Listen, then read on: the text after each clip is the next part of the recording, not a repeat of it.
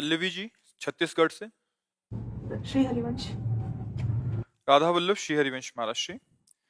महाराज जी, अगर मन से आपको गुरु माना है, दीक्षा नहीं ली है अभी आपसे, ऐसे में यदि शरीर छूट जाता है तो मेरी क्या गति होगी? आपके जन कहलाएंगे या नहीं? गुरु मानने का मतलब होता है हमारी बात पकड़ना। हमारी बात है राधा राधा राधा, राधा वल्लभ श्री हरिवंश। अगर ये आप जप रहे हैं तो निश्चित भगवत प्राप्ति होगी, क्योंकि नाम ही भगवत प्राप्ति कराता है। गुरु के संबंध से भगवान के चरणों में संबंध, भगवान के नाम में, भगवान के धाम में, भगवान की लीला रूप में, यही तो हमें प्राप्त होता है। तो यदि हमने मन से किसी संत को गुरु माना तो उनकी बात हम पकड़ें, खूब नाम जप करें, धर्म से रहें, भगवान की लीलाएं सुने, भगवान की लीलाएं गाएं और उनकी सेवा करें। ठाकुर सेवा घर में विराज, बस भगवत प्राप्ति हो जाएगी। जरूरी नहीं कि कंठी बंधवा ले। अगर गुरु की बात न माने तो कंठी बंधवाने से थोड़ी कल्याण हो जाएगा, और गुरु की बात मान ले तो भले ऐसा अवसर नहीं आया कि हम कंठी बंधवाएं, लेकिन हमने मान लिया है आपकी बात, तो वहीं पहुंचोगे जहां जिनकी बात मानी है। जो बात माने वही शिष्य, बात न माने तो शिष्य किस बात का। तो खास बात तो है बात मानना। आपने मान लिया, सब बात बन गई। रेणुका जी उज्जैन से। राधा वल्लभ श्री हरिवंश। गुरुदेव, आपके चरणों में कोटि कोटि प्रणाम।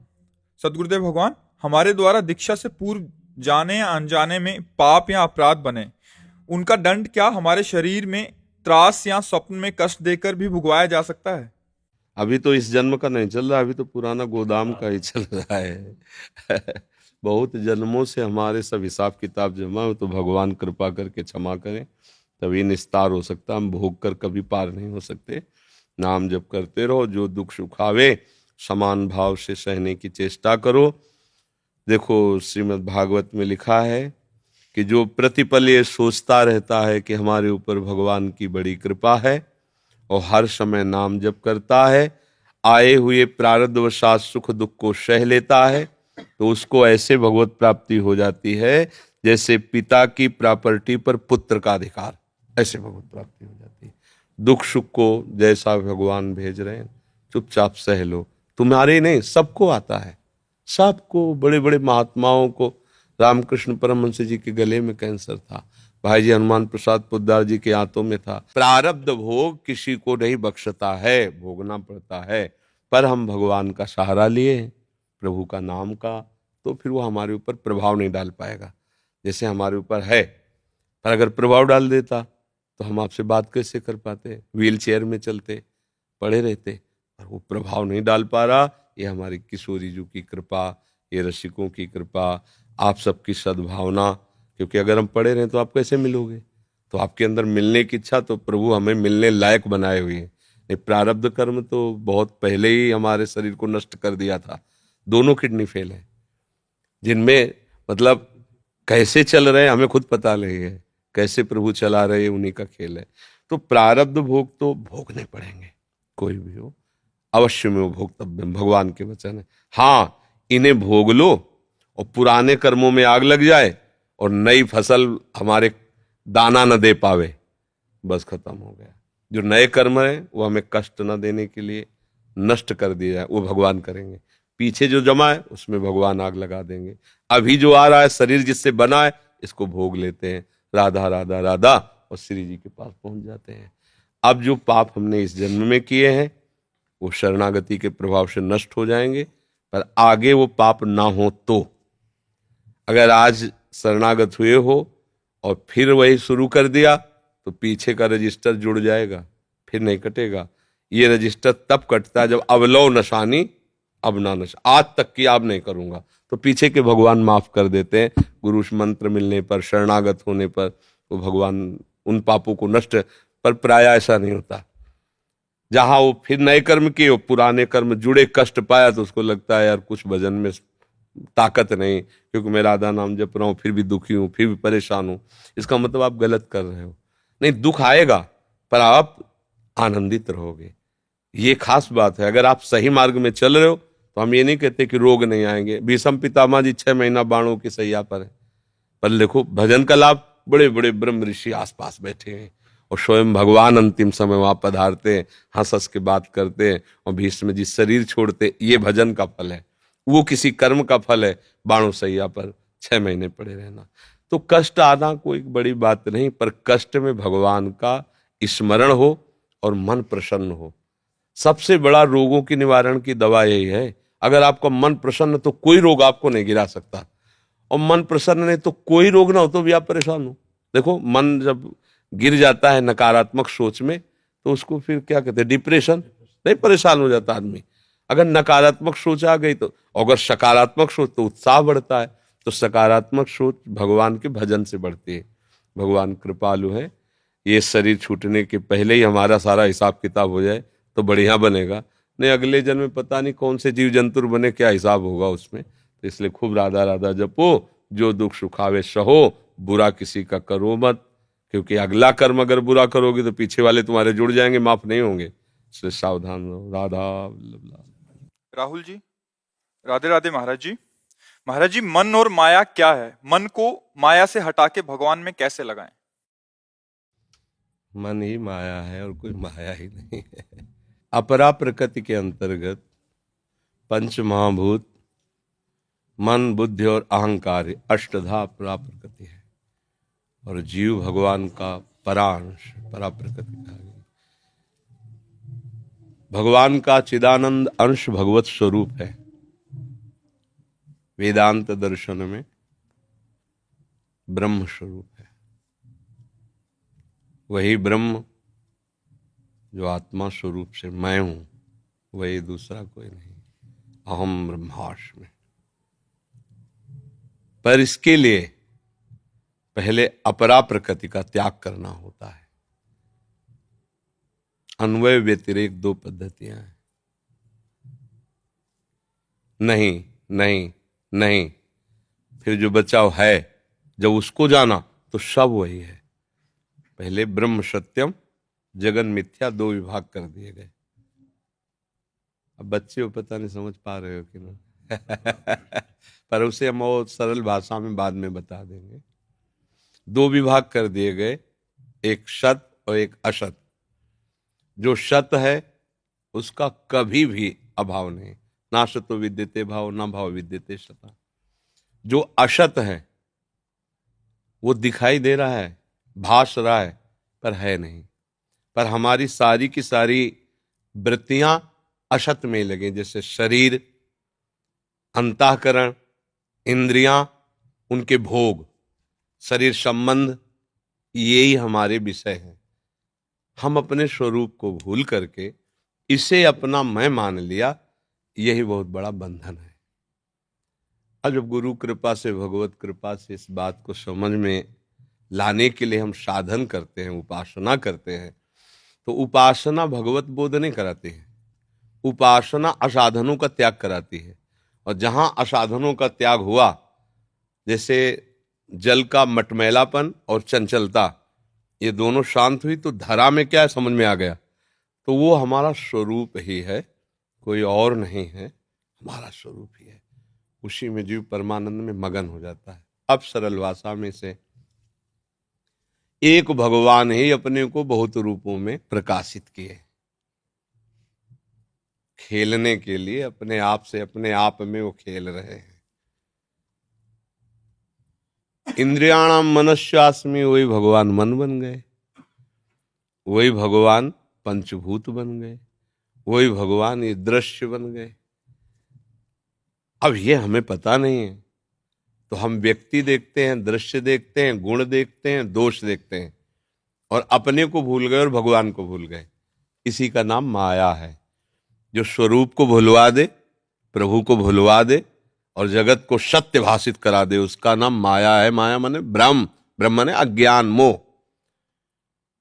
और जो सत्य का बोध करा दे, भ्रम को हटा दे। जे जाने जग जाए हेराई, जाके जागे जथा स्वपन भ्रम जाए, वो ज्ञान है, वो बोध है, वो भगवत चरणारविंद का प्रेम है।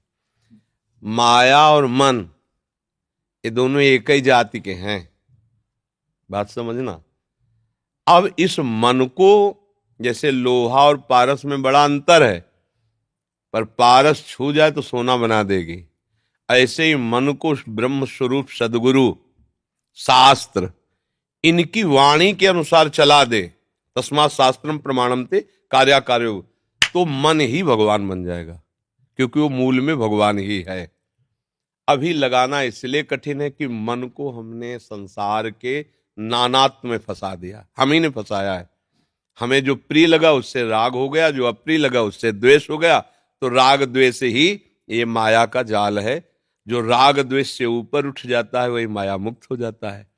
अब राग से मुक्त होने के लिए राग रूपी ही कांटे का प्रयोग करें, क्योंकि वैराग्य तो विवेकवानों का धन है। तो हम राग से ही राग को मिटाएं। हमारा प्रगट में रूप में राग है, हमारा प्रगट में गुणों में राग है। तो गुण समुद्र भगवान, रूप समुद्र भगवान। तो हम अपना राग भगवान के चरणों में करें। कैसे? उनका नाम जप करें, उनकी लीलाएं गाएं, उनकी लीलाएं सुने, उनके भक्तों से प्रेम करें, सत्संग सुने। तो हमारे राग का मोड़ हो जाएगा।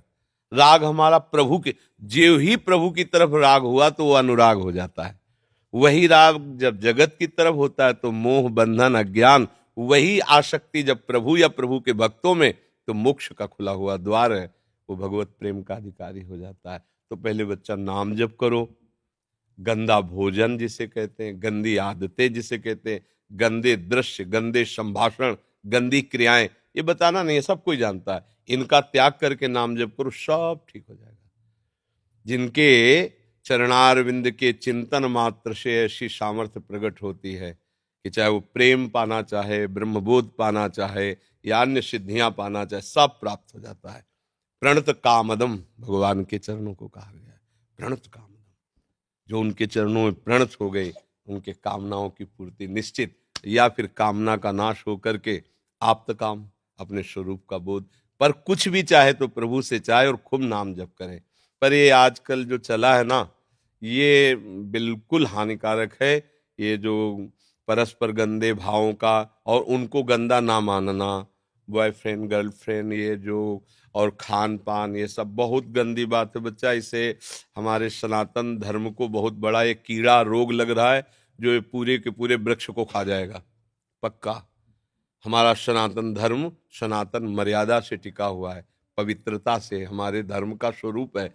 ये हमारे धर्म के खिलाफ है।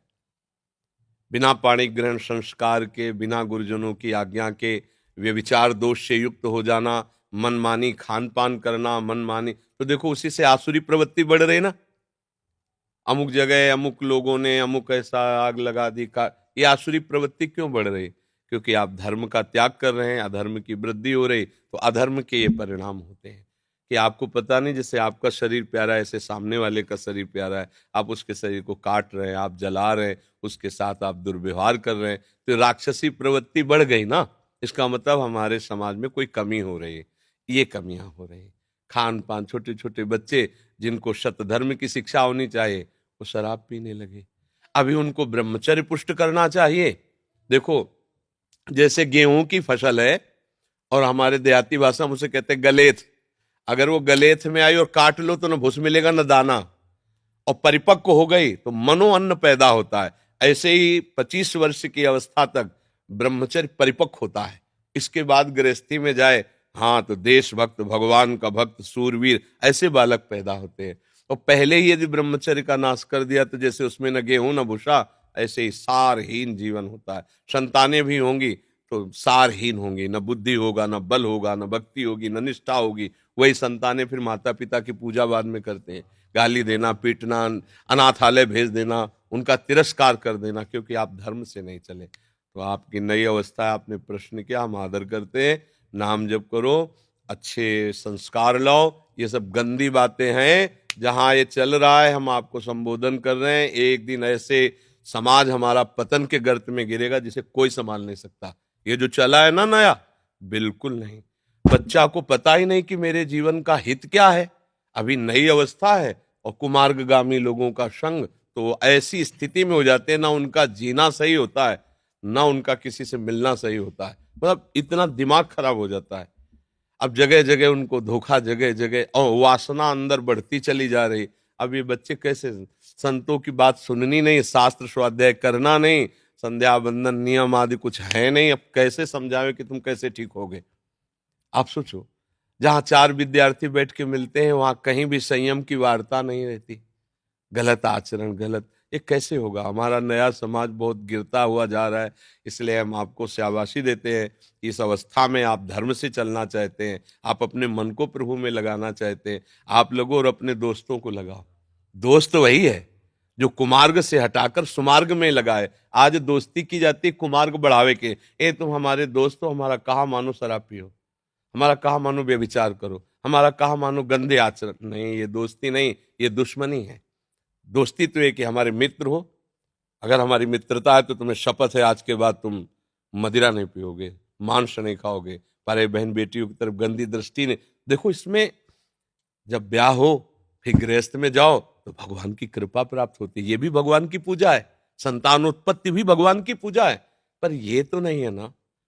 कैसी बुद्धि भ्रष्ट होती चली जा रही समाज की। छोटा सा बालक गर्भ में पल रहा है, उसकी हत्या कर देना, भ्रूण हत्या, गर्भ, हम कैसे समझावें। लोगों को लगता है ये सब क्या है, ये तो बाबा जी इसलिए सब, तुम परिणाम नहीं भोग पाओगे जब उसका आएगा, क्योंकि हर क्रिया का परिणाम है ना। आपका अधिकार जीने का है, शरीर नष्ट करने का नहीं। अपने भी अगर अभी आपकी रिपोर्ट कर दी जाए कि आपको हमने आत्महत्या करने से बचाया, आत्महत्या कर रहे थे, तो आपको सजा मिलेगी, तो मतलब हमारी सरकार तुम्हें क्षमा नहीं करेगी, फिर भगवान तुम्हें कैसे क्षमा कर देंगे। तुम्हारा जीवन है, तुम्हारे मंगल के लिए तुम मंगल व्यवहार करो, इसके अपने साथ अमंगल व्यवहार नहीं कर सकते, फिर दूसरों के साथ दूसरों का जीवन नष्ट कर देना। इसलिए बहुत सावधान रहो। यही माया है जो शास्त्र और संतों की बात न सुनने को मिलती है न समझने देती है। अगर समझ गए तो गृहस्थी में रहते हुए में महात्मा हो। महात्मा एक स्थिति है, अगर भेष हो स्थिति हो तो क्या कहना है, पर भेष है स्थिति नहीं तो नाटक है। स्थिति का नाम महात्मा है। हाँ, जो सर्वात्म भाव से सर्वे भंतु सुखिना सर्वे संत निराम, ये महात्मा का स्वरूप है। खूब भजन करो बच्चा, गंदे नशा आदि ये सब ना करना। करते हो क्या नशा वशा है? हाँ। ऋषिपाल खतौली से। गुरुदेव, आपके चरणों में सादर प्रणाम। गुरुदेव, शरीर संसार से अनासक्ति होने का सबसे सर्वोत्तम साधन कौन सा है? नाम जप। नाम जप से शुद्ध विवेक जागृत होता है, और विवेक से ही सत असत का भाव बनता है। सत है श्री भगवान, असत है शरीर संसार। असत का त्याग करने की सामर्थ्य विवेक में है। विवेक भजन से होता है, और भजन साधु संग से होता है। भजन न होए संग बिन, भजन बिना नहीं प्रेम। छिनहु भजन न छाड़िए, धरिए या ध्रुव नेम। तो हम ऐसे भगवत प्रेमी महात्माओं के वचन सुनते रहें, जिनसे हमारे नाम जप में प्रीति हो, और हम हर समय नाम जप करते रहें, सब ठीक हो जाएगा। नाम जप के बल से ही बड़े बड़े संत महात्मा इस माया पर विजय प्राप्त किए। दूसरा कोई उपाय नहीं, एक नाम है, नाम ही एक नाम त्रैलोक ही तारे। अगर नाम में प्रीति नहीं है तो सब ज्ञान विज्ञान रखा रह जाएगा। माया बहुत बलवती है, फंसाने में देर नहीं लगती। नाम है तो बस ठीक है। नाम पाहरू दिवस निशि, ध्यान तुम्हार कपाट। समझ रहे? नाम जप रहे हो मतलब हर समय पहरा है नाम का आपके ऊपर, कोई आपको परास्त नहीं कर सकता। मुख में हो राम नाम, राम तेरे साथ में।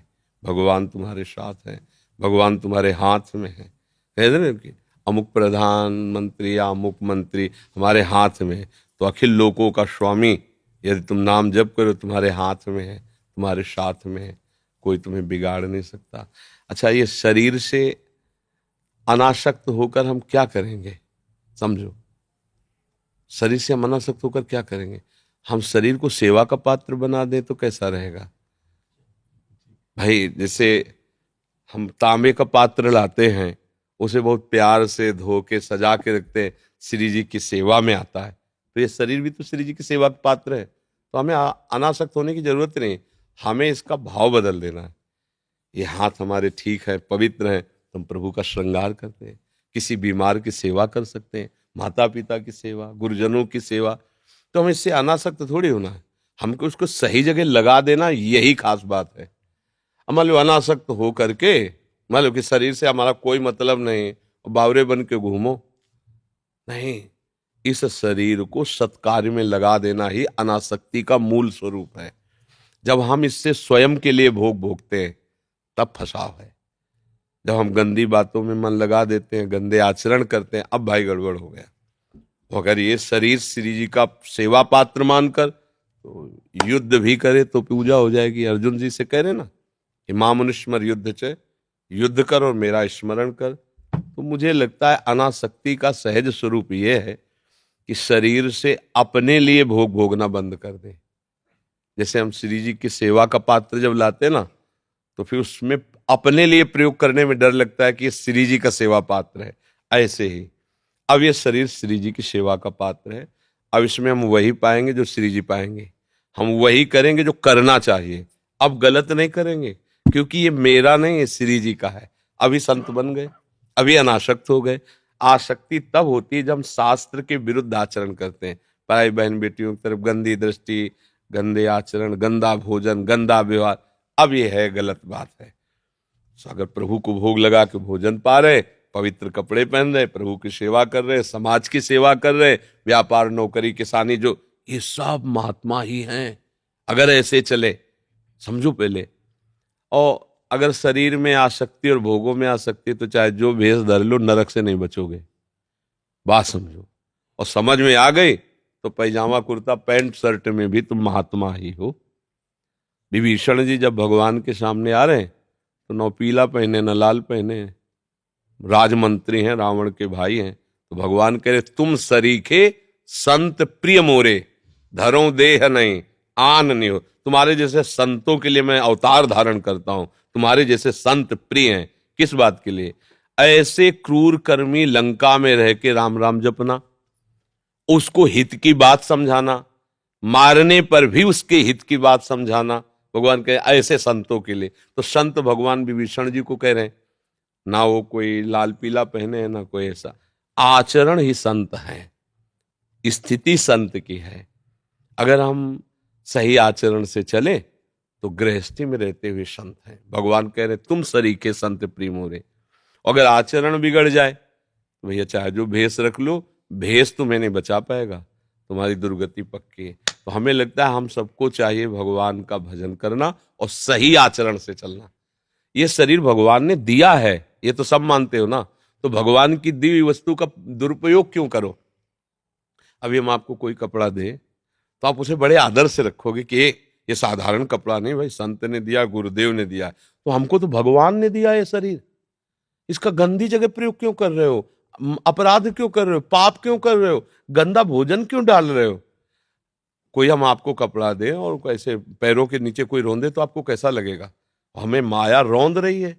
ये शरीर भगवान ने दिया है और हम राजी हैं, हमें दुख नहीं हो रहा कि हम पाप कर्म कर रहे हैं, हम अधर्म कर रहे हैं, हम गंदी चीजें खा रहे हैं जो नहीं खाना चाहिए, जो नहीं पीना चाहिए। ये सुधा ये अनासक्ति है, इसको सीखे।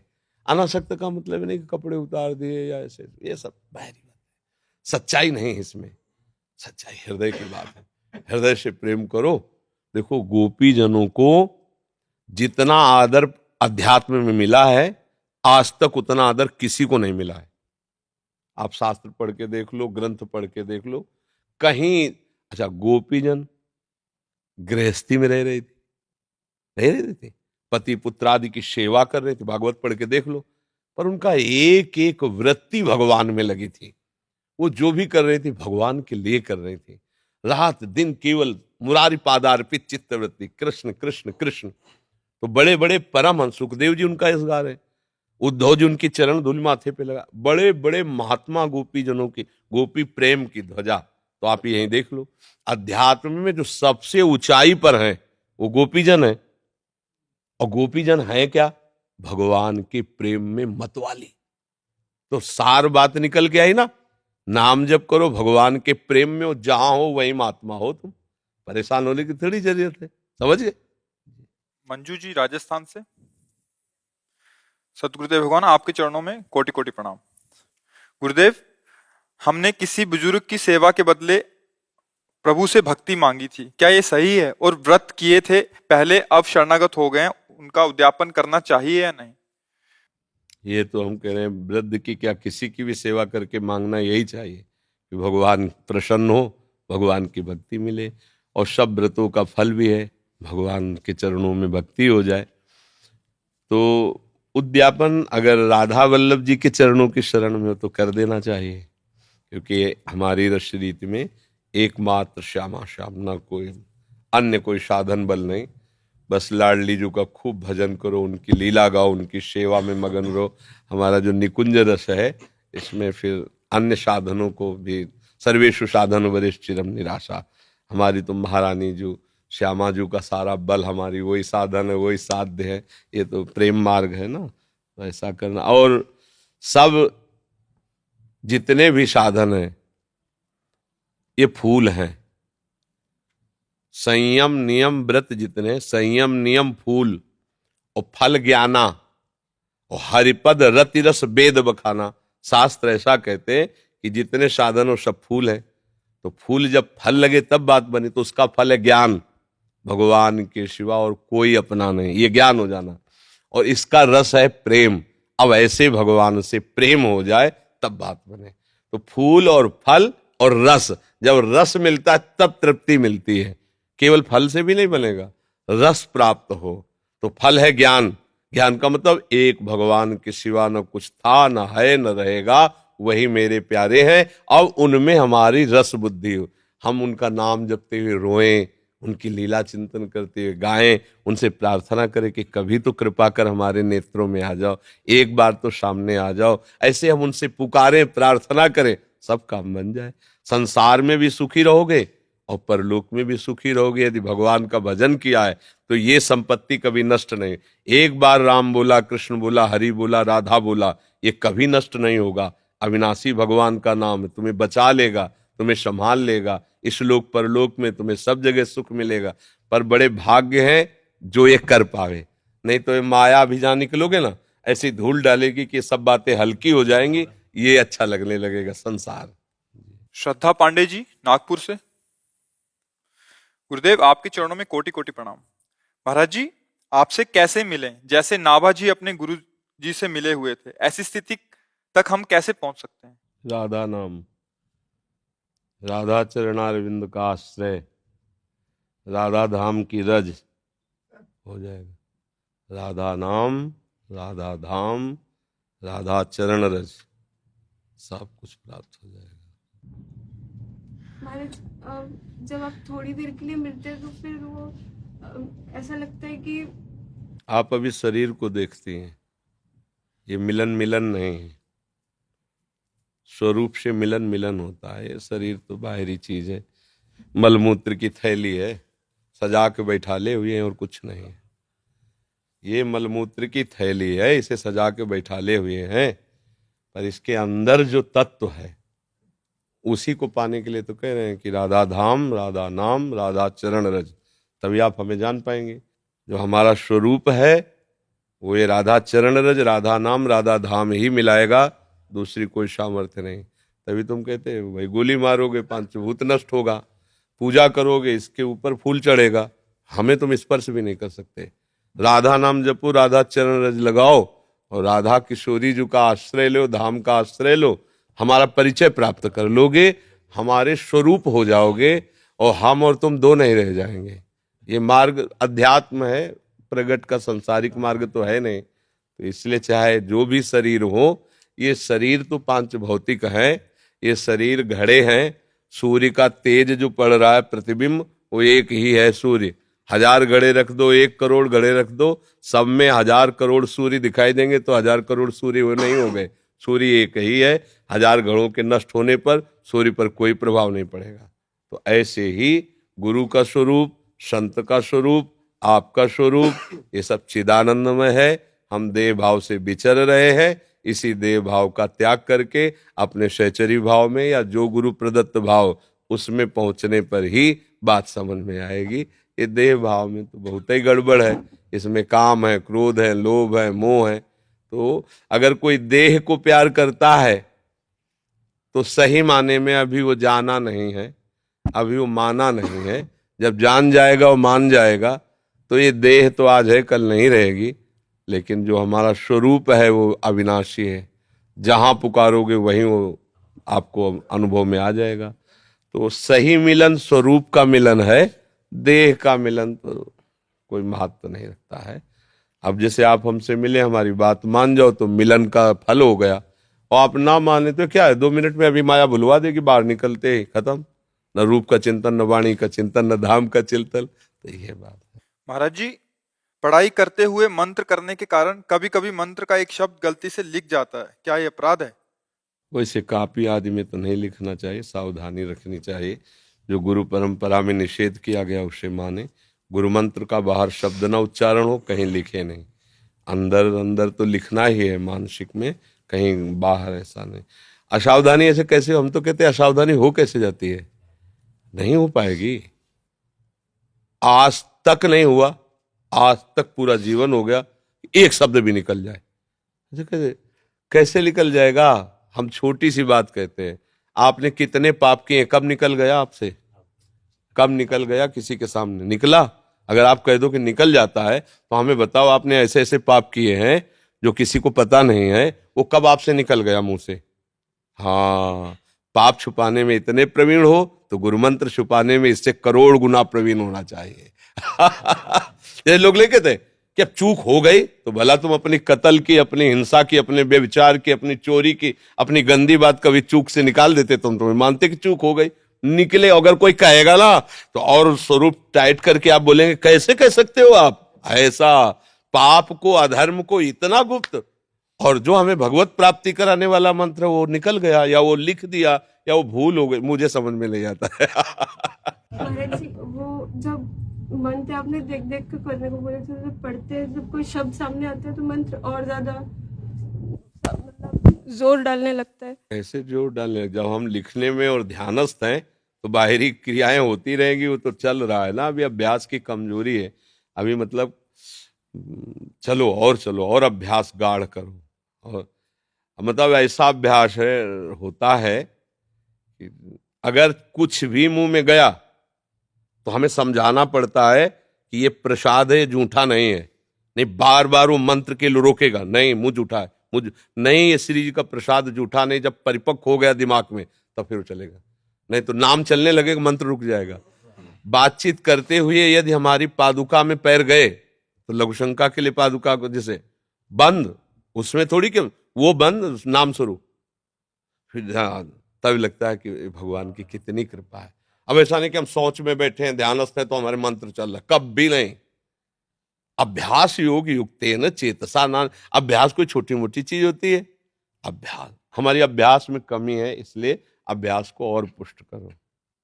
एक बार हम जब बच्चापन में नाम जप का अभ्यास कर रहे थे तो वो गाँव में जैसे अभ्यास आदि होते तो बड़े बड़े वो लगते हैं, वो वाले लंबे वाले, मतलब चीख के, तो आश्रम में धूम मचे जाती है, जो फिल्मी गाना बजाते गांव के लोगों का ब्याह हो, बड़ा विक्षेप पड़ता। तो हम कहा ये विक्षेप तो जीवन भर बना रहेगा, कहीं ना कहीं तो कुछ बजेगा, अब हमको इसी में ठीक करना है। तो जहां साउंड बजता वहां पास खड़े होकर के मंत्राकार वृत्ति घंटों। अब क्या हुआ, अभ्यास ने ऐसा कि वो साउंड जितना बजेगा उससे जोर से हमारा मंत्र अंदर चलेगा, अंदर चल रहा है। कहीं भी फेल नहीं होना, भूखे रहकर, भोजन करके, भीड़ में, एकांत में, थके में, स्वस्थ, हर समय हमें भजन का अभ्यास कर लेना है। जैसे देखो आर्मी के जवान को पहाड़ में, ठंडी में, गर्मी में, लेट के, कूद के, शांत, मतलब हर तरह से तुम्हें अपने आप को बचाना और शत्रु का नाश करना है। ऐसे ही हर तरह तुम्हें भजन में परिपक्व होना है, और माया तुम पर आक्रमण न कर पाए ये बचाव रखना है। ये छोटा मोटा युद्ध थोड़ी है, आजीवन का युद्ध है। भगवत प्राप्ति का मार्ग आजीवन का युद्ध है, ये महाभारत से भी बड़ा है। महाभारत में तो 18 दिन में फाइनल हो गया, यहाँ पता नहीं कितने दिन जीना है, पूरे जीवन भर हमारा दुश्मन जोरदार है। काम, क्रोध, लोभ, मोह, मद, मत्सर कब मार के गिरा दे कुछ पता, इसलिए हर समय अलर्ट, सावधान। अगर सावधानी हटी तो दुर्घटना घटी। हर समय राधा राधा राधा राधा सावधान होकर